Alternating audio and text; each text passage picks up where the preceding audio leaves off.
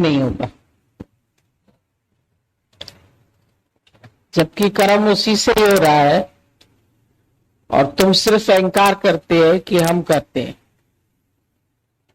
Room to room दान हो रहा था, आगे वाले कमरे से पैसा निकलता था, लोगों को मिलता था, दान पुण्य सामान सब निकलता था, लेकिन जो आगे के कमरे में रहता था वो गरीब था, उसके पास कुछ था नहीं। लोगों ने कहा ये तो इतना गरीब है, ये दान कैसे करता है इतना, वो जिसके पास होगा ही नहीं वो दान क्या करेगा। तो उसकी जब खोज की गई तो पता लगा कि पीछे वाले कमरे में एक शाहूकार आदमी रहता है, दान वो करता है लेकिन उसका कमरा पीछे की तरफ से है, इसलिए दिखने में ये आता है कि भाई आगे वाले कमरे वाला दान कर रहा है। तो यही गलती हम सबसे होती है, दिखने में आता है कि ये शरीर कार्य करता है, लेकिन ये शरीर तो गरीब है, पैदा हुआ तो कुछ लाया नहीं था साथ में, इस जैसा कंगाल तो कोई है ही नहीं, बिल्कुल नंगन आया था, एक कपड़ा भी इसके पास नहीं था। लेकिन अभी हर व्यक्ति कितना झूठ बोलता है, मेरा ये है, मेरा ये है, मेरा ये है, मेरा दुकान है, मेरा मकान है, मेरी बीवी है, मेरा बच्चा है, मेरा घर है, मेरे कपड़े हैं, मेरा मकान है, मैंने बनाया है, मैंने करोड़ों रुपया कमाया है। अभी हर व्यक्ति यही बात करता रहता है, तो सब तो झूठ बोलते, तुम्हारा झूठ छुड़ाते हैं हम कि तुम ये झूठ बोलना छोड़ दो, क्योंकि तुम साथ में जब कुछ लाए नहीं थे तो तुम्हारा है कैसे, कहां से आया तुम्हारे पास। और जो भी आया वो अंदर की शक्ति ने कार्य किया। शरीर की वृद्धि भी होती है तो अंदर के शक्ति से होती है, अगर आंतरिक शक्ति ना हो तो शरीर कैसे भर सकता है। अभी किसी बच्चे का मुर्दा शरीर रख दें, 1 साल का बच्चा है, अभी उसका हम प्रिजर्व करके उसकी बॉडी रख देते हैं, ऐसी दवाइयां बहुत है जिससे प्रिजर्व किया जा सकता है उसको, तो वो शरीर 15 साल में क्या इतना लंबा हो जाएगा, जितना जीते जी लंबा होता है वो कैसे होता है। उसके अंदर जो वृद्धि होती है वो कहां से होती है, किस शक्ति से होती है, उसका ब्लड कैसे भरता है, उसका कार्य कैसे होता है। कौन खिलावे कौन चुगावे, मन में सिमरन करिया। खाली यही तुम देखो कि ईश्वर की लीला, जीव बनता कहां से है। जब अंदरूनी खोज करके साइंस ने भी देखा तो लास्ट में बोला एनर्जी से, शक्ति से बनता है, नहीं तो जो एक एक कण है वो तो दिखने में भी नहीं आता है, छोटा छोटा न्यूट्रॉन प्रोटॉन इतना छोटा छोटा है सब, नेकेड आई से तुम देख भी नहीं सकते। जो साइंस पढ़ते हैं वो जानते हैं अणु परमाणु कितने छोटे छोटे होते हैं, और फिर वो परमाणु भी कहां से बनते हैं। स्टार्टिंग में क्या चीज है, केवल शक्ति, तो वो शक्ति तो किसी को भी दिखाई नहीं देती है, और हर एक व्यक्ति से जो कार्य हो रहा है वो व्यक्ति से नहीं हो रहा है, शक्ति से हो रहा है। और शक्ति से कार्य होने के बाद व्यक्ति मैं करता है कि हम कर रहे हैं। तो दादा ने तुम्हारे झूठ को छुड़ाया, हम जो तुम बोल रहे हैं तुम नहीं है, तुम भी नथिंग हो जाओ, तुम अपने को गुम करो। लेकिन इतना भ्रमित हो चुका है इंसान कि वो अपने आप को मान के बैठा है माँ ने पैदा किया तो माँ ने कहा मेरा बच्चा है। अब उसको कितना भी को बोलो तेरा नहीं है, ईश्वर का है, वो नहीं मानती है। मेरा है, मेरा है, मेरा है। उसको आदत पड़ गई है। कोई भी चीज आपके पास ज्यादा समय रहे, किसी ने आपको साड़ी पहनने के लिए दी, आपने 8 बार पहनी, 10 बार पहनी, कुछ दिन बाद लगने लगेगा ये आप ही की साड़ी है, और देखने वाले भी कहेंगे भाई आप ही की तो है। लेकिन जिस बेचारे ने दी है उसका दिमाग चलता रहेगा, भाई ये पहनता ही चला जा रहा है, मैंने तो सिर्फ एक बार दी थी इसको पहनने के लिए, इसने तो 8-10 बार पहन ली तब भी वापस नहीं कर रहा। तुमने गहने किसी से लिए, भाई हमें शादी में जाना है, हम पहन लेते हैं तुम्हारे गहने, आज हमको जाना है पार्टी में, आज का दिन दे दो।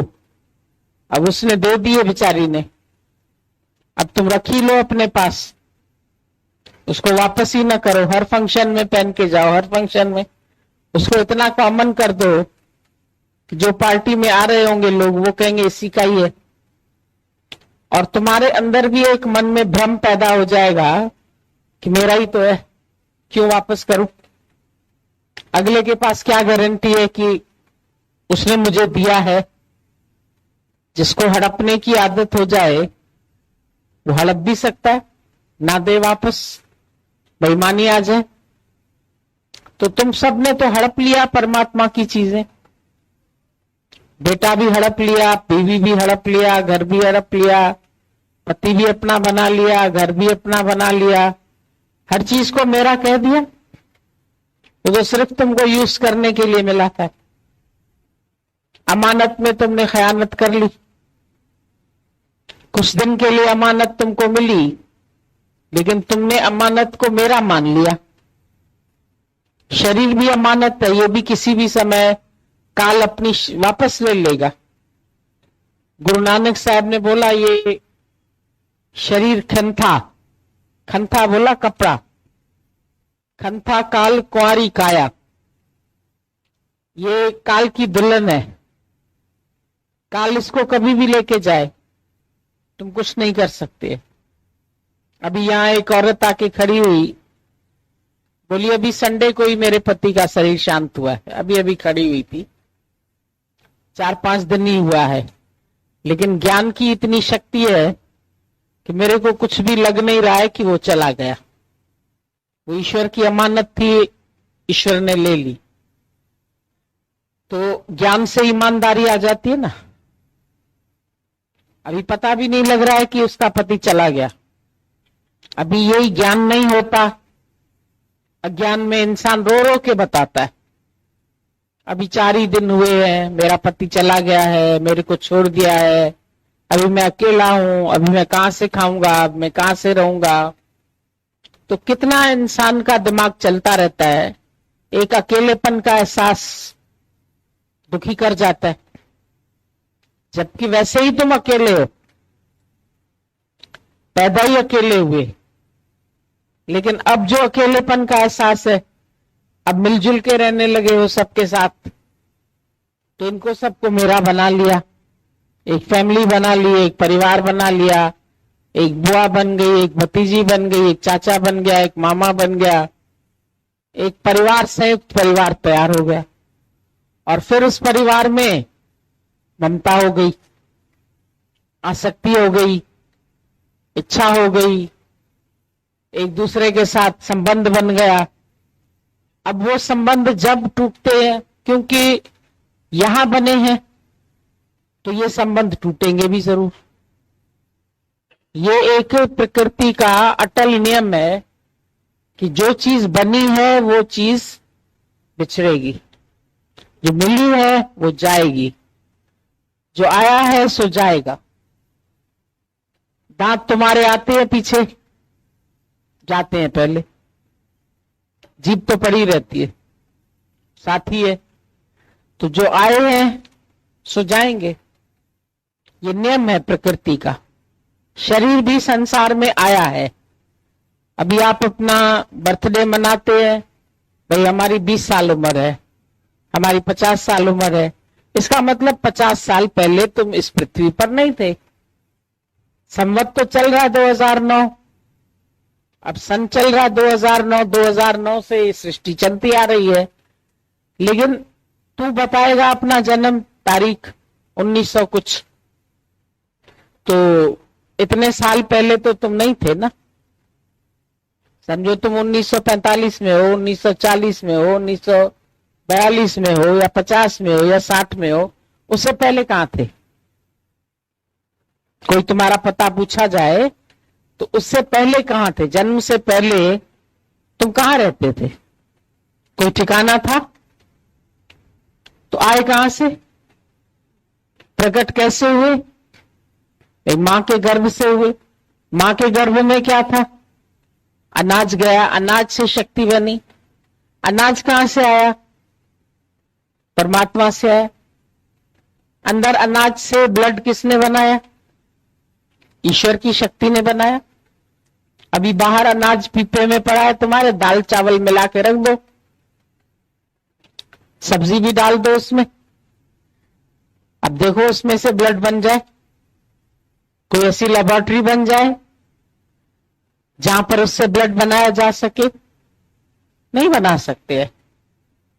तो ये सब इतनी फैक्ट्रियां बनी हुई, जीती जागती चलती फिरती ईश्वर की फैक्ट्रियां है ना, जहां ब्लड भी बन रहा है।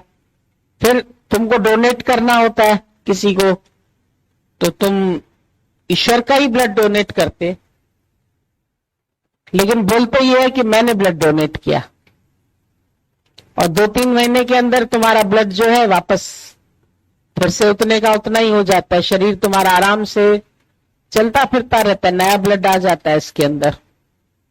हर बच्चे के अंदर मां का सारा ब्लड जा रहा है, पूरा एक बच्चा मानव तैयार हो जाता है।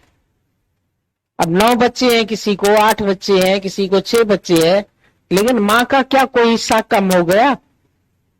सब बच्चों के हाथ भी है, पैर भी है, आंखें भी है, पूर्ण है उनका शरीर। अब पूर्ण है तो मां के शरीर से कुछ तो कम होना चाहिए। कोई चीज निकल गई, मां ने पैदा किया तो कुछ मां का निकल गया, तो मां का कम हो जाना चाहिए। वो भी पूर्ण की पूर्ण है, उसका भी कुछ कम नहीं हुआ। तो ये पूर्णता किसका गुण है? ये पूर्णता ब्रह्म का गुण है, परमात्मा का गुण है। ये तेरा गुण नहीं है जो तूने पैदा कर दिया। तो कोई भी चीज बनाएगा, अगर हम मिट्टी से घड़ा बनाते हैं तो हमारी मिट्टी कम हो जाती है, जहां से उखाड़ के लाते हैं वहां से गड्ढे बन जाते हैं। लेकिन मां के शरीर से कहां मिट्टी उखड़ गई तो गड्ढा तो बना ही नहीं। चलो मिट्टी से ही बना तो कहीं मां के शरीर में गड्ढे गड्ढे हो जाने चाहिए। भाई 9 गड्ढे हो, 9 बच्चे पैदा किए इसने, 8 बच्चे पैदा किए, 7 बच्चे पैदा किए, कहीं गड्ढा नहीं है। एक भी किया तो एक भी गड्ढा नहीं है, वो तो पूर्ण की पूर्ण है।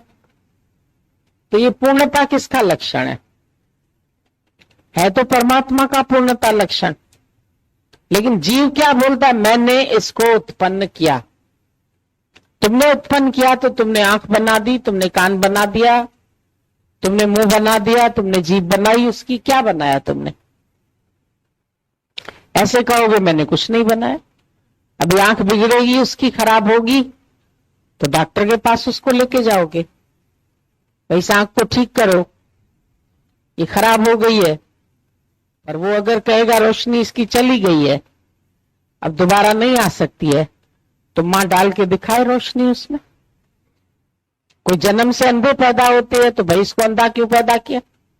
जब और सब शरीर के तुमने अंग दे दिए तो आंखें भी दे देती, बेचारा जन्म से अंधा हो गया। अब अपनी आंख निकाल के उसमें जड़ दे तो भी नहीं होगा। अगर ऊपर से भी कोई आंखें दे तो कई बच्चे ऐसे होते जिनको वो आंखें भी यूज में नहीं आती है। तो जो चीज ईश्वर की तरफ से आई उस सबको तुम मेरी क्यों कह रहा है? मैंने पैदा किया, मैंने बनाया, मैंने दिया, मैंने किया, ये मेरा है, ये मेरा है कुछ नहीं तेरा।